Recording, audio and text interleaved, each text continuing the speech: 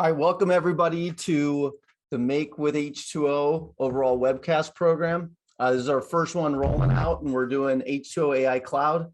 I'm Reed Maloney. I run marketing for H2O. Vinod, my illustrious colleague, is going to introduce himself. Hey, this is Vinod Iyengar, Vice President of Products at H2O. Really excited to be here and kick off this new series. Absolutely. We got a ton for you today. We're going to drive in.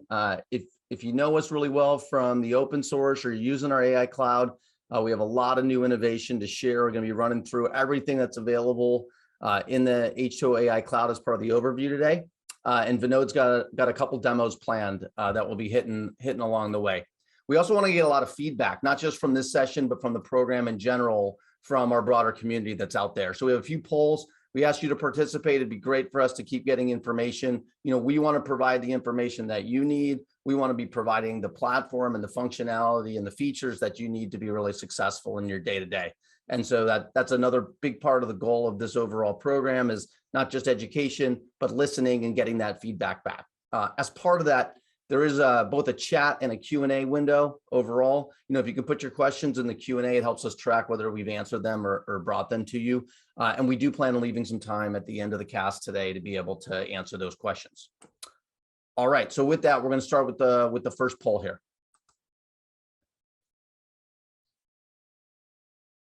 That should pop up on your screen in just a moment. There you go. So if you could just quickly answer what your favorite products look like.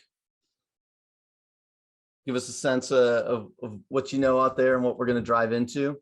And then we also have some sessions following up on this one that will go deeper into some of the specific products and some overall technology topics. Give everyone just another minute here. All right. We definitely have a mix going on between Driverless and H2O3 is sort of the top. There's Torch there. Awesome. It's good to see that usage there. All right, Blair, let's move on this one.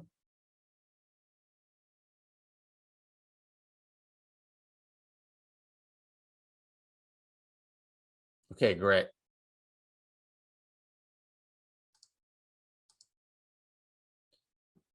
So H2O is really a community-powered company. We have over 200,000 community and companies using H2O, and that's led to a really strong enterprise adoption, where we have over 200 of the Fortune 500 using H2O on a day-to-day basis.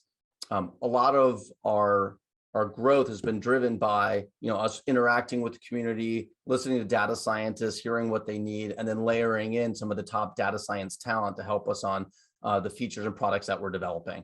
And so we have some of the top world's Kaggle grandmasters, and we use that expertise within the products that we build, the recipes, the applications, some of these things we're going to be talking about today that go into having really optimized solutions that can be used to accelerate on a whole set of use cases. And so we have use cases across multiple industries that we've worked on. We've worked on hundreds, thousands of use cases across financial services, healthcare and life sciences, telecom, marketing and retail, with customers like AT&T. And if you were watching on the videos at the start, also things like CBA on financial services and Wells Fargo. And so we've done things from preventative maintenance all the way to fraud, and then all the way back on the marketing side to how do you do spend optimization and personalization as you bring all that together. And so sort of regardless of what the industry or use case is, across the set of products that we have available with our AI Cloud, really able to go and jump in and help with our customers and have the technology to help them very rapidly solve these really important business problems to drive value. And so when we think about value within those use cases, I mean, we have customers that have made over $100 million a year more by just increased trading profits in terms of how they're doing bond trading. In terms of insurance underwriting, $20 million in annual savings, iPhone fraud, nearly $1 billion of savings, collusion fraud, over $1 billion of savings. These are huge numbers. Preventative maintenance, where they've taken the regular scheduled maintenance they would have needed to have done and dropped that by 30% in their overall costs, but also then some of the main elements is service to their customers. So they're able to increase the service to their customers by being able to predict maintenance before it happens. Targeted marketing campaigns, really going after the right audience at the right time with the right campaign.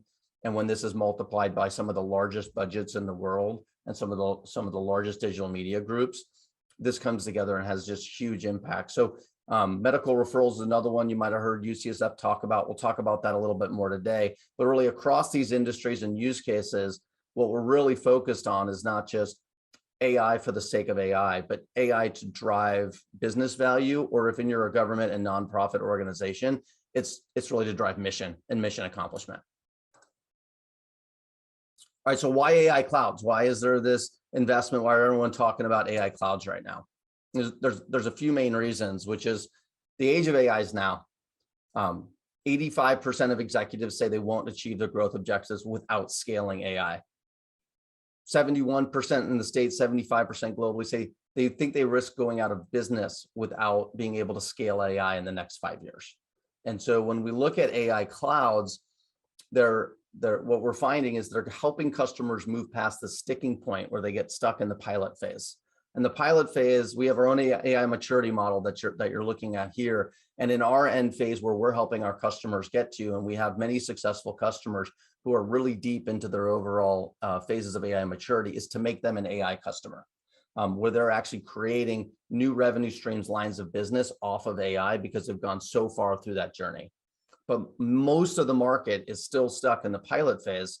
And this happens for a whole variety of reasons. And one of the ones that has impacted me, or that I've been a part of the most, is when I get a project, obviously on the business side, when I get a project and they say, hey, here's this score, here's something that's predicting X. And I say, okay, well, how does it work? And then we can't have that interchange. I don't understand. We can't explain it, which then drives to a lack of business adoption. And so AI clouds are helping to solve these problems, bridging that communication divide between the technical makers and the business users who are consuming AI. And we'll talk a bit about that today, about some of the products that we built that help to bridge that divide. And then our partnership coming in and helping customers really takes them through this overall transformation and helps them be successful with that transformation. So one of the things we see when we come to customers is, hey, I just spent 9 months, and it might have been a small team of data scientists for a few months working on an AI project that didn't end up getting used or adopted. And what we see when that is, like, a data scientist starts working on a project, they're not exactly sure what the business requirements were, they're just sort of trying to figure it out, and they end up having to toil on a notebook for a long time, figuring out, trying to get that model perfected over and over again. And when they're trying to get that model in production, they may run into additional hurdles working with IT. Maybe they have some home-built deployment system. There's nothing that just really easily puts it in production. And then when they take those predictions, sort of what I was describing before, that in terms of my interactions, when they take those predictions, they say, hey, here's a score for this. They have trouble explaining that to the business user. And so then it's not necessarily adopted. And if that happens, you take all of these man hours and sometimes man years of work, and they don't end up actually driving business value. And what we've seen with our AI cloud is we've had customers, I'm not saying every project takes 2 weeks, you'll see 2 weeks on the slide. That's not true of everything, but we actually have a lot of customers who have gone from concept to adopted model in the form of an AI application in under 2 weeks. And that has been repeatable, and we have numerous companies doing that. And what it really starts is, now it can be a data scientist, but it could also be an analyst or a developer or data engineer who's then working with the business user from the start on a problem that's already been defined. We then have a whole set, and we'll go through them today, of no-code and AutoML services that build really highly accurate models in days or even hours. So an example can be, they could build that model in hours, bring the business user in, look at how the features are and the feature importance coming out, have a discussion about that, reiterate on it, and get a model tuned up very quickly that the business understands. And so then when it goes into, hey, we're going to make this in production, they just one-click deploy it. And then with a low-code application development framework that we have, which we'll talk about, H2O Wave, they can wrap that model in an application, have the business consume it right off the bat. And so they're going all the way from conception to usage and consumption in a very short period of time. And this is time to value. And this is one of the main reasons we see AI cloud adoption happening in all types of organizations.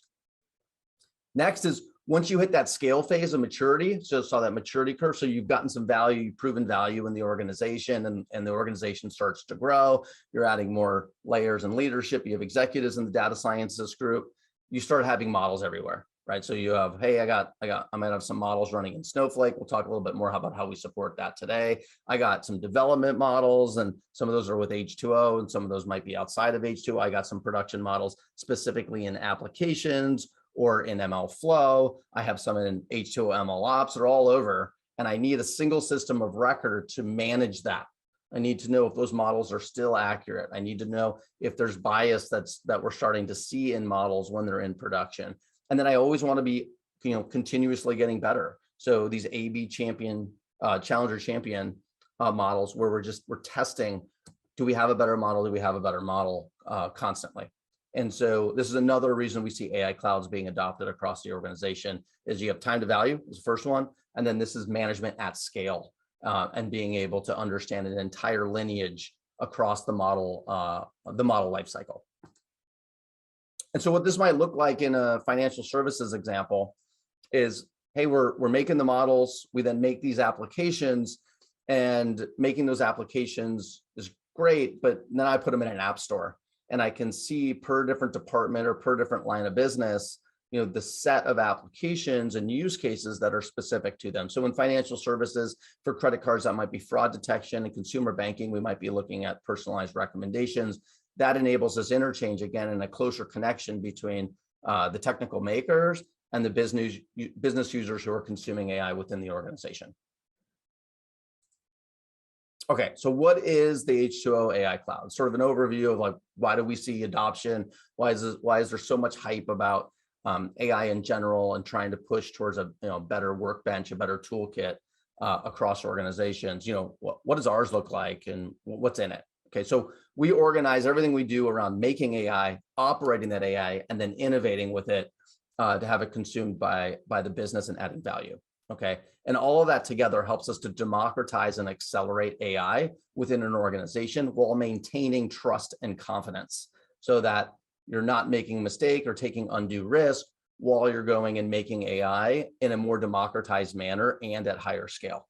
So we really want to balance making great AI and then operating it and managing it correctly to ensure business risk is minimized. So we're going to run through everything in here. We got H2O3, H2O Driverless AI, H2O Hydrogen Torch, H2O Document AI. We have Wave, H2O AI Feature Store, MLOps, the H2O AI AppStore, and then a bunch of industry pre-built applications that we built. We'll also talk about the flexible architecture we have, so you know where to run the H2O AI Cloud and how it could work within your current existing environment. Okay, H2O3. This is our open source distributed machine learning. This is the product that made H2O famous. What it does an amazing job of is it makes distributed machine learning simple. And so we support a really broad range of algorithms, supervised algorithms and unsupervised algorithms, and even some text analytics. Okay, and then there's native clients for both Python and R. So you can work with the familiar languages and IDEs that you have. You can use the most popular machine learning algorithms that are out there. And then it's very easy to go and move that into a distributed in-memory environment. So you load the data into a distributed memory pool, and then you're working on that data within that memory pool. So it's very fast, and you can scale it across multiple nodes. And we've done the work to make sure that that's really easy to do. Okay. What that allows you to do is work with big data. So really big data sets. There's no sampling. You're not making approximations. You don't have to write any code to go from a single node to that cluster. Okay? And then when you're done with that output, you're going to get something that we call a mojo. And so this is a model optimized object that you can really run anywhere. And we'll talk a little bit more about the places you can run that. We showed that slide earlier about all the places a model can live that you have to manage. But that mojo is a deployment ready artifact coming straight out of H2O3. And then we also have a package for automatic machine learning within H2O3. This is one of the reasons why it's so popular And it's really the standard for any type of distributed machine learning that's going on across any organization. When we talk to our customers and we say, hey, are you guys using H2O? The answer is almost always yes. And we see H2O used for all these large data use cases. Now, H2O Driverless AI, this is our award-winning AutoML product. It really focuses on time, talent, and trust across an organization so that models can be built much more quickly. They're built in a way where they're already utilizing the best practices that we've learned through years and years of working with customers and optimizing models for a whole range of use cases. And then being able to dive really deep into those models to ensure that we have trust in them when we're putting them into production, and that we can also explain them to business users. So how does it work? Similar, you can take data from really any source, and you're going to load that and drag and drop it into H2O Driverless AI. It has a range of capabilities. Vinod will be showing some of that later in the demo to help you understand, dive into the data. We do automatic visualization and many other items to help you look. You can do some item. It'll handle missing values. It'll show you data shape. It'll help you understand outliers. And then we have a whole set of recipes you can run against that for a set of transformations and so forth to help get the data ready for machine learning. Then with the automatic model optimization that we do, it will iterate across thousands of possible models. It will engineer features itself and then run those back through all of these different algorithms to find the best combination of feature and algorithm for that. And then again, it will output a model that's deployment ready and can be run anywhere. And with its integration into a product we'll cover later, H2O MLOps, you can just one-click that into deployment. All right, so why is H2O Driverless AI the one getting chosen for AutoML? Well, first and foremost, comes down to accuracy for a broad range of use cases. Our automated feature engineering combined with our genetic algorithm is just producing really outstanding models very quickly. On the flexibility side, it's really highly extensible and configurable. Users can completely control and augment driverless AI by writing their own workflows, models, or scores. And then the H2O models are already deployment ready, which I already talked about and can run anywhere. On the trust side, we have a suite of automated techniques that help to explain the models. So again, you can see how it's working. You can understand what's driving the model in a whole range of different scenarios. And then we also simulate scenarios ourselves so that it helps to prevent overfitting, and then it also checks the models for robustness. So we're not just always looking at, okay, well, is this the most accurate model, which we could get to by overfitting? We want it to be a really strong, robust model that's built well, leveraging all the best practices of the internal expertise, and then also still be highly accurate and then flexible to deploy into your environment. H2O Hydrogen Torch. This is our no-code deep learning product that we launched a few quarters ago. We're seeing great traction off of this product. The whole problem is, look, there's a lot of this unstructured data, whether it's in images or video or audio or text, but the talent to be able to go in and tune all the parameters and build the models in all these cases isn't aligned to the amount of data that there is. And so this is our effort to go and democratize deep learning and bring deep learning to all data scientists and even non-data scientists to be able to build these types of models. Okay, so what we've done is we've optimized around a certain set of problem types, and we keep expanding these. So through the expertise on our team, we have a group. So you basically just select, hey, I'm going to be doing a classification problem for images, and then you're going to upload. We'll talk about how that works. The set of images that you'd be using, and then you're going to train the model, and then you can call that model as an endpoint and start using it. So from a text perspective, we support classification and regression. We also support token classification, span prediction, sequence to sequence, and metric learning. And then on the images and video side, again, classification and regression. And then we also do object detection, semantic segmentation, and metric learning. And then what's new is audio. So right now we support classification and regression for audio, and we're continuing to add to this list. And so if you guys could go into the chat or right now Q&A, if you let us know, hey, here's other ones that we would like you guys to support. That'd be great feedback for us to get. Okay, that's number one. Two is if you have projects upcoming, we'd like to know, like, what does your next project look like? You know, are you gonna, which ones of these are the problem sets you'd be working on? And that just helps us to focus and ensure we're delivering for you guys as much as possible. Okay, what's really different? Well, number one, the no code framework, which we talked about. So you can build these really highly accurate, robust deep learning models without writing a line of code. We support a broad range of problem types, and those best practices from what our grandmasters have learned working on these types of problems for many years are built directly into those problem types.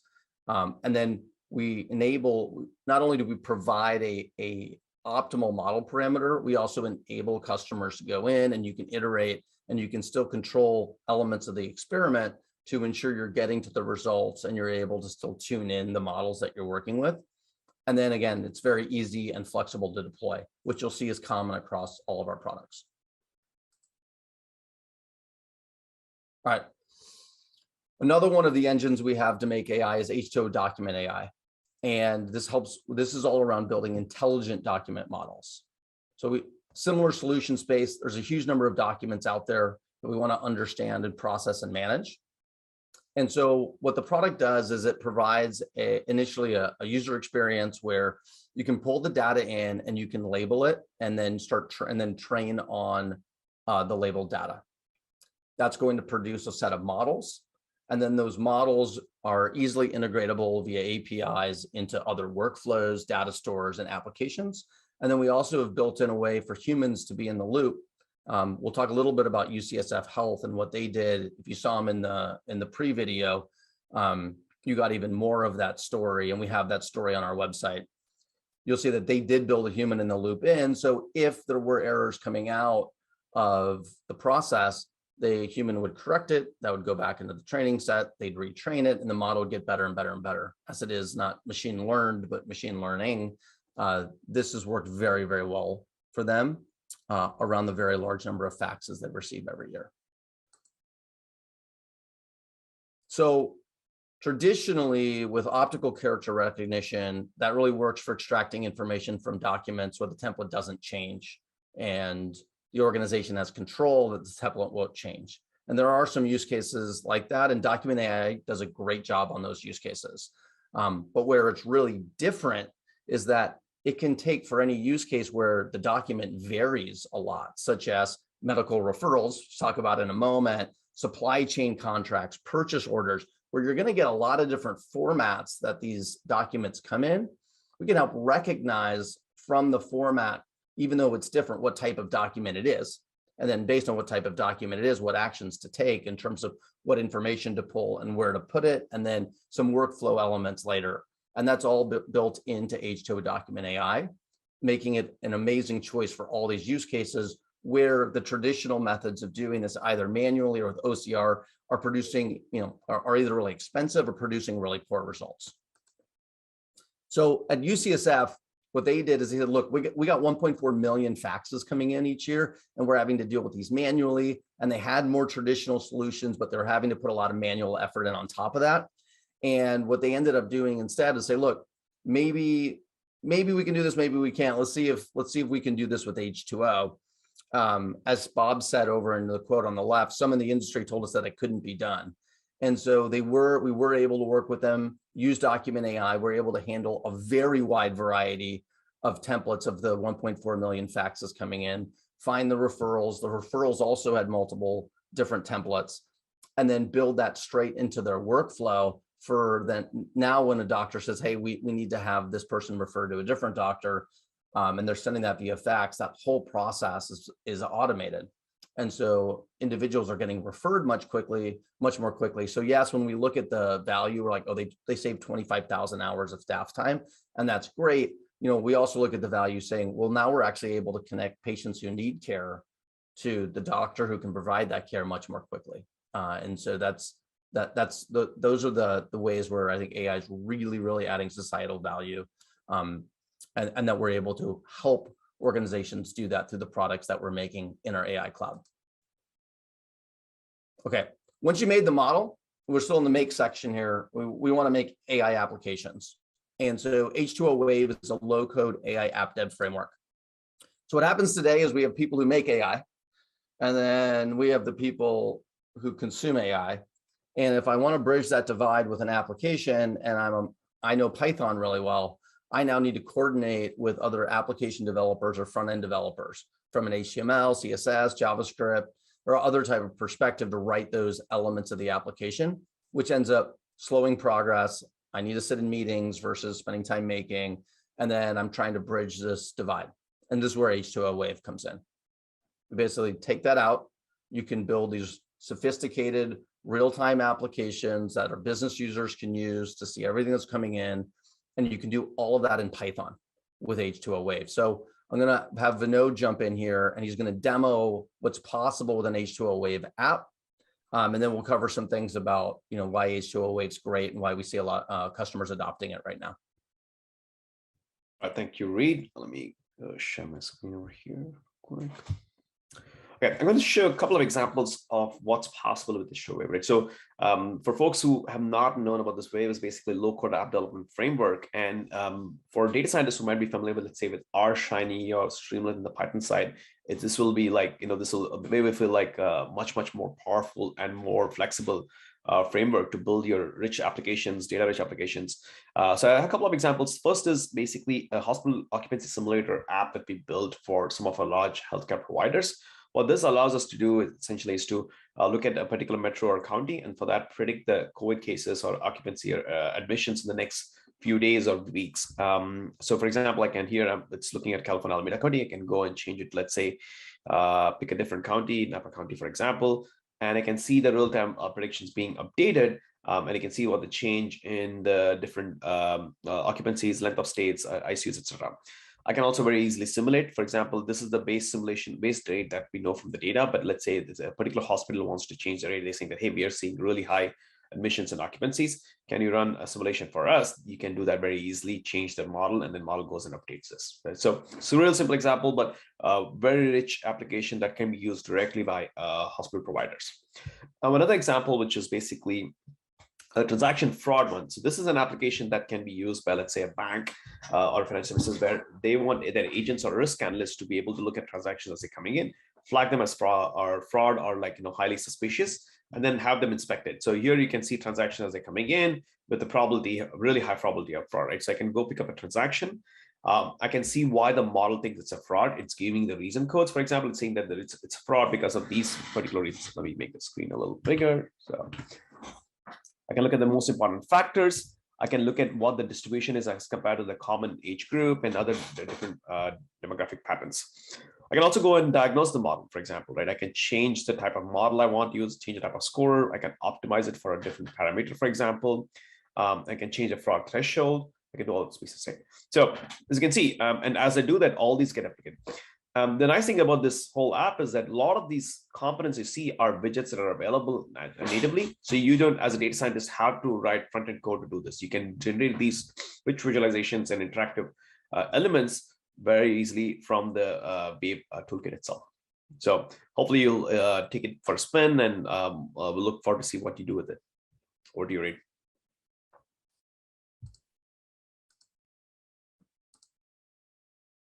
All right, thanks, Vinod. As you can see, you can build really powerful applications very quickly with H2O Wave. Again, you do it all in Python. The data streams in real time. It can update in real time. It's very good at that, runs very quickly.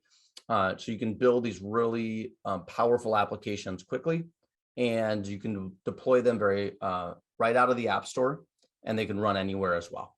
So very flexible in terms of the architecture. All right, moving over, so that was everything around Make. We just covered H2O3, Driverless AI, Hydrogen Torch, Document AI, and H2O Wave. And moving over to Operate, we're going to cover Feature Store and MLOps next. So the H2O AI Feature Store, one of the reasons we built this product is we kept running into customers, and they'd say, well, we've done all this work to build these features. We've done all the data prep, we created the feature engineering pipeline. We now use these features in a set of models, but they're siloed and other data scientists can't find them. And with the H2O AI Feature Store, we pull all that together. So now all these great features that the data scientists are using, we call this internally, it's like the water cooler for data scientists, come around and they can see the features that others have built to solve similar other problems around the organization, and then use those to improve the model. And so this is a product that we co-created with AT&T. And I talked to Mark Austin, their VP of data scientists over there pretty frequently. And he's like, there's almost, I don't think there, he just did it in another meeting last week where he was talking about the data scientists were working on a problem for a couple of years. And he's like, oh, let's just go over here. Let's go shopping. Let's go shopping. He calls it shopping in the feature store. And they went over there and they spent an hour or two searching through the feature store, looking for features, looking at all the metadata that's associated with them.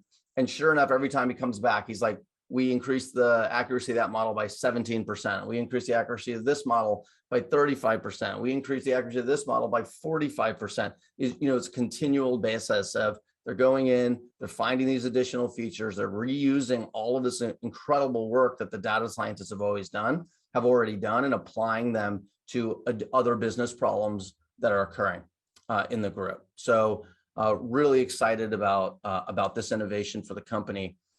It's a composable architecture, so you can bring in streaming or batch data. We've already have pre-built integrations with Driverless AI, Databricks, Snowflake, Apache Spark, and a whole set, so that these feature engineering pipelines you've already built will work directly with Feature Store. And if you have one where we don't have a pre-built integration, we have APIs and you can integrate with it quite easily. And then we have an online and an offline engine, and then you just connect that over into the applications that you're already running, and you can also use it for real-time inference. So why the H2O AI Feature Store? Number one, scale. We built this with AT&T to handle some of the largest data sets that exist out there. They do many petabytes a day over their network. Just to give you, I think everyone has a good sense on the call of how big AT&T is, but it's built to handle terabyte scale data in the offline. The performance online, so when we do on the online data store, is engineered to do sub-millisecond latency for real-time inferencing. Security is first and foremost, and the design is a P0, so it honors all data and access rules for full-fledged permission, and it also does encryption of the data and does masking for sensitive features, and that's all supported natively within the product. And again, it's really flexible in terms of the clients and the feature engineering pipelines that can integrate with. All right, H2O MLOps is what we use for model registry, deployment, scoring, and monitoring. And so see that these are core problems when organizations get to scale, which is the deployment needs to be seamless, very quick. But when they do that, they need to make sure that they can monitor and understand not just the standard software monitoring, but how is the model performing? Is it drifting? Is there bias coming into the model? So there's other types of monitoring we want to use on those models. And then there's struggle with lifecycle management, is understanding, is it maintaining accuracy? And then if we've updated the app, then what's the lineage going back, which is related then to governance, which is, can we see the entire lineage of how the model's gotten built? And then if we've inserted a new model from a champion challenger perspective, how do we then also have lineage back and connecting that version like V1, V2, V3 of those models all the way back? So governance becomes a really important item. And so this is how we've built H2O MLOps. It supports a whole range of frameworks, not just H2O, like PyTorch, TensorFlow. So other types of models work with H2O MLOps. We have a management and registry. We have deployments and scoring. So you can deploy it in a single model or A/B testing or champion challenger. You can deploy it for synchronous, asynchronous, or batch scoring. And then you have a whole range of environments, whether you're doing that dev prod or some other type of custom environment that you built.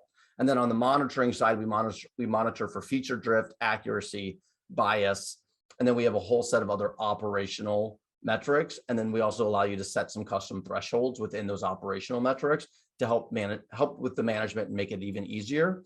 And then via APIs, we have tie-ins with a whole set of AI applications, alerts and messaging, and then other analytics tools.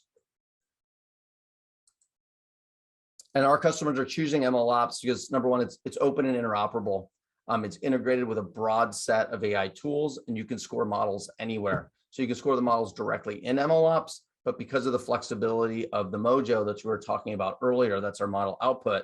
And we'll also talk a little bit about how you do this in Snowflake, is you could score directly in an environment like Snowflake and still govern and monitor the models from H2O MLOps. We have the widest range of deployment options that I was just talking about. And then we have enterprise-grade governance, so that end-to-end model lineage and that identity and access control, as well as model lifecycle management, is required for governance at scale as organizations grow in their AI endeavors. Moving over to the innovate side, on the App Store, really what we've done here is it enables organizations to publish, share, and collaborate on AI apps to drive business value. So the AI makers, they create and they publish the H2O Wave apps. You know, we already talked about H2O Wave, and then the AI users can go and find those apps, and then they can deploy them very simply and run them and use them. And so the App Store is this area of not just finding, but again, it helps you to host and run the applications as well, and provides that bridge between the AI user, the AI maker and the AI user. We've also built a huge range of AI applications.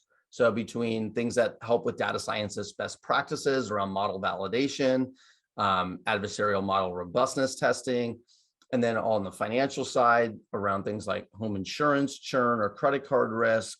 And Vinod was demoing transaction fraud. On the healthcare side, we were looking at a COVID-19 forecast. So things are on chest anomaly detection. So what we're doing is in all of these, there's a range of applications that customers can come in for use cases that have already been worked on and have a huge head start in using that in their organization to drive business value even faster. Now, one of the key things about the H2O AI Cloud is how flexible the infrastructure is. So from an API perspective, we have integrations and deep partnership with some of the companies you see on the left. We also can just integrate with 200 plus data sources out of the box that we already have pre-built integrations with. And then via APIs, you can integrate very easily with other business applications. And then we just talked about how to integrate with H2O Wave specifically. We're cloud agnostic. You can run on any cloud, any Kubernetes environment. So you can set up environments that are also Kubernetes on-premise if you're running your own cloud, and scaling elastically that way as well. There's also two offerings. So we have a fully managed offering. This is where we handle the infrastructure. We handle all of the updates. You're always on the latest version of our products, and you're just focusing on making. And we're handling all of the undifferentiated heavy lifting, all of the muck to allow you guys to focus. That's over in the fully managed cloud. In some organizations, they want full control over their environment. And so that's in the hybrid cloud. So they have full control over how they want to set that up. They can achieve different, whatever their compliance needs are within that environment. And they have that choice between I want to run in this specific cloud or I want to run on-prem. They absolutely can do that. You saw this slide earlier in a slightly different context, but in terms of flexible infrastructure, because of the object that we're creating and because of some of the partnerships and other software we've written on top of the object, you can really run and score these models just about anywhere. And so we're then able to take the ones that are directly running in MLOps, but you can also have models running in multiple places, and then we're scoring those, and we have insight into what's going on to help from management and a governance perspective. This also allows us to do AI on the edge. So this is in terms of building a model. We can build models that run in any Java environment. They support real-time scoring. They'll return that with sub-millisecond latency, and then the models can be really lightweight to run at a whole range of different devices. So alluding to Snowflake for a couple slides here, what happens with Snowflake is you can train the model directly within the Snowflake UI. You can take that trained model as part of the AI Cloud, and you can move it, the scoring artifact, actually directly into Snowflake, and you can score directly in Snowflake. So if you have Snowflake, you're a Snowflake user, we have deep integrations with them. We have a whole page on our website for you to go if you want to learn more and go deeper. We also have a session in a couple weeks that Eric on our team is going to run, where we're going to drive deeper into our Snowflake integration. So stay tuned for that, or go back to the Make with H2O page and register for that session if you haven't already. Here's an example of that, of doing the training and scoring within Snowflake is direct mailers. Is by using H2O, they saw over 60% in performance gauge, and they saw 40% improvement in their utilization of their resources. And most important to them was how much faster they were able to access their data in terms of the data that they were processing with machine learning. We saw a similar with Infutor, where Gary Walter, their CEO, said that H2O reduced their AI inference costs on Snowflake by 55x, and that their partnership and support has made the integration that much more seamless and easier to lever. So if you're using Snowflake, again, it's something you can go try out, and I think you'll see the same type of performance and efficiency gains working by being able to train within the UI and being able to score directly in Snowflake. Okay, we're gonna pause for a brief poll. And then we're going to switch over and we're going to jump into an end-to-end demo with Vinod. So we want to understand, because we're running these every week, we have a lot to cover. Is what do you want to learn about? So if you could just take a minute, answer what you want to learn about. Next, we're going to be focused on those topics. Already, what's coming up next is we have NLP next week. I'll cover a little bit more about an innovation day we're running July 14th. The week after that, we're going to be covering Snowflake, and then we start our accuracy masterclass. So we have a range coming in, and then we're going to keep adjusting those based on feedback from the community about what you guys want to learn about, and then we'll hold these sessions. We're also going to be experimenting with formats on these sessions too, so it's not just us. We do have a lot to cover in just terms of the breadth of the platform on this session, but we'll also be breaking it up and trying to do a little bit more discussion, groups, and some other things, and some future versions that we're working on. Okay, great. Do we share those out?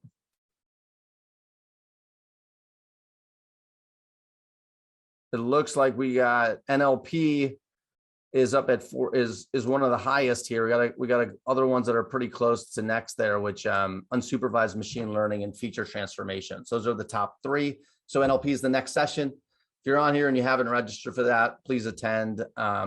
And we'll take the note of feature transformations, but we are going to cover that in our accuracy masterclass. And it's the second part of that. So that should be up in about 6 weeks-ish. We should be covering that topic, and unsupervised we need to add to the list. So thanks for that feedback. All right, Vinod. All right, thank you, Reed. Let's go ahead and jump into the demo real quick. Let me start with the AppStore. So when you come to the AI Cloud, and we talk about all the pieces that Reed mentioned, but in a high level, this is what you'll get. And you sign in. If you go to H2O.ai/free or free trial, sign up for an account, you log in, you'll see something like this. This is basically the AppStore. It has the AppStore, the AI Cloud, the Cloud Console, and all the AI engines that Reed mentioned earlier, right? So obviously you can go in, navigate into the AppStore, take a look at all the different apps that are available. You can pick one of these and start working on them, or you can come and launch with the machine learning workflows, which is what we will do today. Right? In the interest of time, we're going to do a very, very quick workflow of what it means to start from a data set, go all the way to modeling, and then deploy the model into production, right? So Azure Drive is your place to start off. I'll click this, and I have a tab open with this. Basically, you come to Azure Drive, you can see all the data sets that you have available. It's kind of your sort of pocket S3 on the AI Cloud. You can obviously import data from a whole bunch of different sources. We have like over 200 different data sources, like Reed mentioned earlier. You can also configure one of these connectors. So if you want to basically import your data from, let me refresh this. If you want to import your data from, let's say, Snowflake, which we mentioned earlier, right? So you can add your credentials, you can put in and log in and save those credentials, and the next time you come in, it'll be available over here. Once the data is in here, you can obviously go look at the data sets that are available. We have a bunch of demo data sets available. So what I'm going to do is I'm going to jump into Driverless AI. And the way you can launch Driverless AI is you can go and launch this quick start over here. And that will basically mean launch a driverless instance for you. You can also launch an H2O instance very easily, but we'll come to our driverless instance real quick. And once you are here, this is the Driverless AI for folks who have seen this before. If you are new to this, you'll see basically a bunch of tabs on top: projects, data sets, experiments, and so on. So I'm going to start with the projects tab. So you have a project, you typically start with the project, create project, we'll add your data sets to that and then start your experiments, right? In this case, we already have a project in place. One way, just to mention how you would import data into Driverless AI, you have multiple sources. The easiest way, like if you're in AI Cloud, is to go hit this H2O Drive link. So you can see those data sets that we saw earlier in the drive.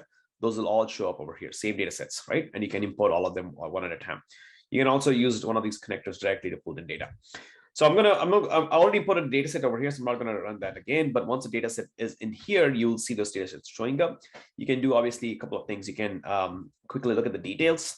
You can see what the data looks like, the different columns in there, the data types, some min, max, median, summary statistics. You can also look at the raw rows themselves to see if the data makes sense. This is exactly is it what you are hoping to pull. In this case, we have a telco churn data set, a very popular open source Kaggle data set that has a bunch of information about subscribers. And the goal is to predict whether someone is going to churn or not based on all their subscription patterns.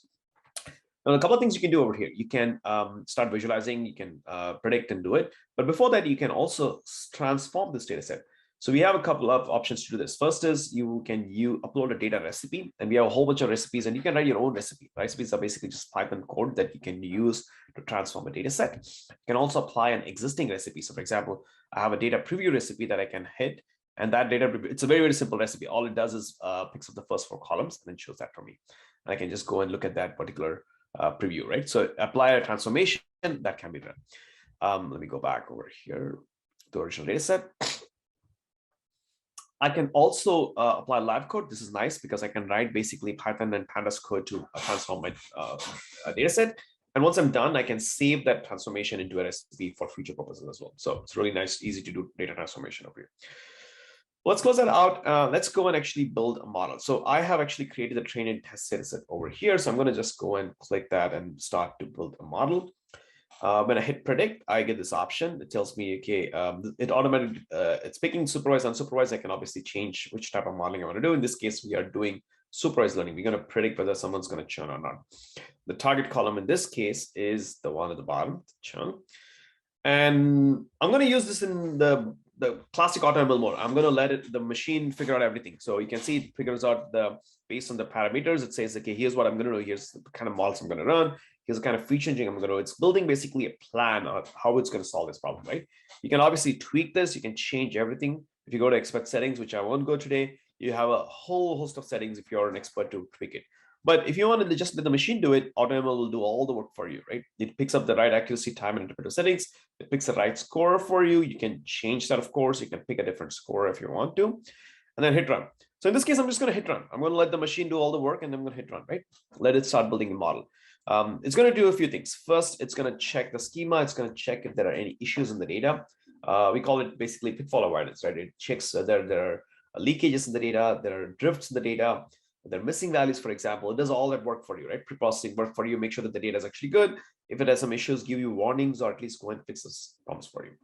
And after it then starts building models. It starts, you can see the first model is showing up, and we'll go run through a whole bunch of iterations. And during iterations, it'll do some feature engineering. It'll try to create new features, transform your existing features, make it more compatible for machine learning, try to encode as much signal as it can, right?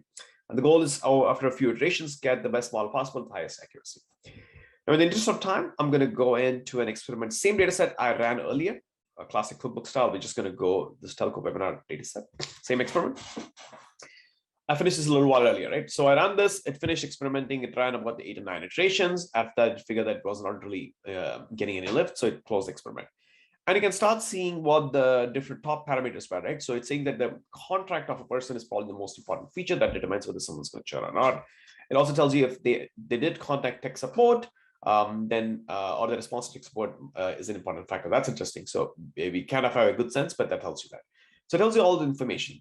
Now, I want to see more about this model, right? I want to see actually what is this model actually doing, right? So I want to go first interpret this model. So I have a bunch of ability to show interpretations. I can also run interpretations, but I'm going to just show the interpretations which I already ran earlier. So what Driverless did for you is basically ran about 14 different interpretation techniques. These include a bunch of direct techniques, some surrogate models, some other techniques like bias detection, sensitivity analysis, And this is a rich set of analysis to help you actually find out what the actual model is doing, right? I'm just going to pick one over here, right? So this is the Shapley values and the original features. It tells me what we saw earlier, right? So contract, tenure, internet service or not, online security. These are the top parameters that tell me whether someone is going to churn or not. The nice thing is I can actually go and pick up like a single row. So I can say, give me row number 100, right? If I know subscriber number 100, I can go search for that particular person and I can see how that person's values differ as compared to the global model, right? So in this case, this person has a different value for the 2-year contract. They have different values for all these, right? So they're very different from the average user, but that also tells me why they are interesting. I can take a look at that to see, make sense if this person is unique or not, right? I can obviously run disparate impact analysis. This tells me whether my model is biased against certain sensitive features, and that's really nice to see, right? So I can go and see, hey, I want to make sure that the model is not biased against gender, right? So I can quickly see. In this case, it's telling me that the model actually isn't, right? So it's saying that there is no bias. It seems to be the model seems to be fair. But if it is not fair, it will show up over here, and then you can take some corrective action. So that's nice. I'm just going to jump back to the experiment real quick. The interest of time. One other thing you can do, which is really interesting, is you can actually go and look at the individual recipe. So if I click this, it'll actually take this particular experiment, and I'm going to just show you, jump to the preview of that. It'll actually create a recipe out of that, meaning that this is a Python code that the model generated of it, and that you can use this code to run that experiment again and again. You can run it in a notebook, and you can recreate the entire settings. All the settings for driverless are all over here. So that's really nice if you want to put it into your sort of CI/CD pipeline, for example, right? So that's really nice. Now, let's go back to deploying the model, right? So this is the key part, right? So to deploy a model, I have, once it's in my project, so you can see this is my project. The data sets are over here. These are the 2 experiments. I have linked them up. Now let me jump to my MLOps tab. So this is where I go to MLOps, go to all the projects. 4 projects listed over here. The project that we are most interested is the telco churn one, which we just saw earlier. So let me go hit this project. I'm inside the project. Let me make the screen a little bigger so it's visible. So I can see that there are basically 2 experiments in that project, like we saw earlier, right? 2 experiments. There's only one model. To register a model, basically I go to an experiment. I click on the experiment. I can see that there is one model in this. That this experiment has a model. I can now register this model into MLOps. And that's really an important step, right? So this allows me to basically say, I want to bring this model in. I want to use this for model management or model deployment. So I'm going to register this as a new model. I'm going to call it telco webinar model.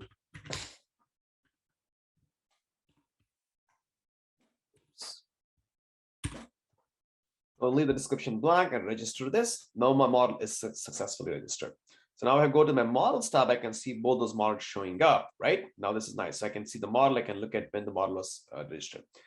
Now, what the third step is basically now being able to deploy that model. So I already have one model deployed. I'm going to create a new deployment.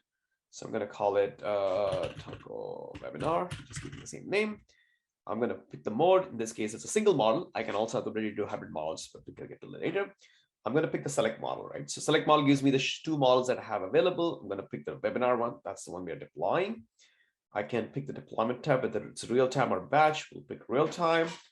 We pick the environment. In this case, I'm going to call it prod.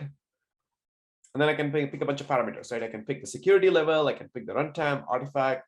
This is critical, so I'm going to pick the artifact. In this case, I want the Mojo to be deployed. Mojo is basically H2O artifact, which is optimized for scoring. I'm going to pick the Mojo runtime. And our nice thing you can see is there's a whole bunch of different runtimes that are supported, right? So we can support third-party models as well very easily. We can support Python scoring pipeline. So any type of model you bring it to MLOps, you can deploy very easily. I'm going to leave the security. In this case, no security, and everything else is optional. So I'm going to hit create deployment.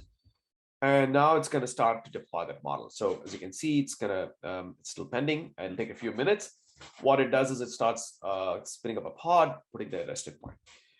In the interest of time, let's pick the one that we deployed earlier and tell you what it looks like. So you can see this model has been deployed. It was deployed a little earlier. Right now, there are no alerts on this. This is the endpoint I can score to. I can also get a sample call request. I can go run this, hit this call request. I can see predictions coming through. All right, very nice. Let me close this out and then get back to my AI Cloud for a second.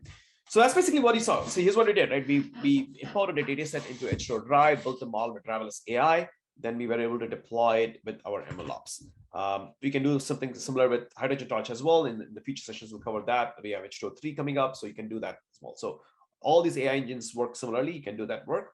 I'm just going to show one last thing before we end this session, which is I have these notebooks now. So this is nice. So I can basically have a Jupyter notebook running as an IDE in my cloud.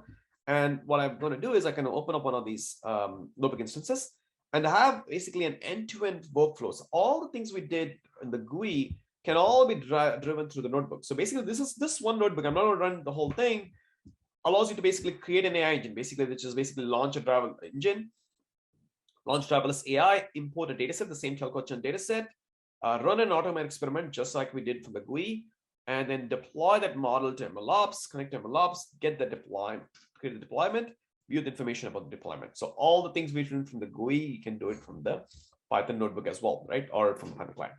And what this means is that you can now take this entire notebook or pipeline and put it into CI/CD. So if you want to automate this whole process or programmatically control your modeling workflow, you can do that as well. So you basically went from dataset creation to all the way to models. And one thing we didn't create is the feature store, right? So you can also import from feature store, build models, deploy, and do the end-to-end.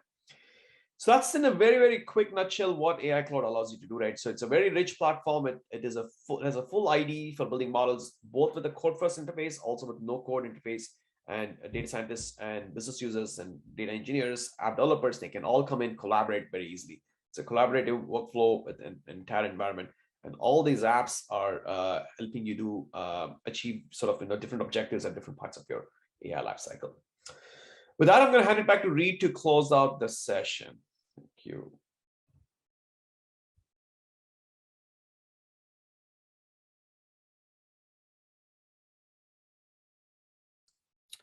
All right, thanks, Vinod. I mean, everything Vinod just showed, you can go try yourself in our free trial.